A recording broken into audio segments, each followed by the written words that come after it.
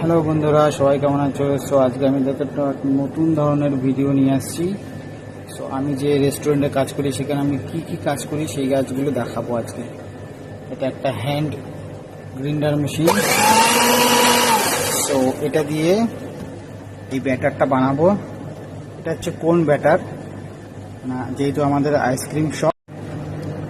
এই ব্যাটারের মধ্যে ফ্লোর দিয়েছি, মানে ময়দা দিয়েছি, আইসিং সুগার মানে হচ্ছে তোমার যেটা আমরা যে চিনি বলি, চিনিটাকে স্ম্যাশ করে গুঁড়ো করা হয়েছে, সেই আইসিং সুগার দেওয়া হয়েছে। আর দেওয়া হয়েছে ওয়াটার, দেওয়া হয়েছে কিছু পরিমাণে। এবার দেওয়া হবে বাটার। দেখো বাটারটা দিয়ে দিলাম, পুরোটা বাটার দিয়ে দিলাম। এবার এটাকে মিক্সিং করা হবে। সো দেখো ব্যাটার তৈরি করে ফেলেছি। তো এবার আমি বানাবো, কোন বানাবো। এটা কোনের মেশিন,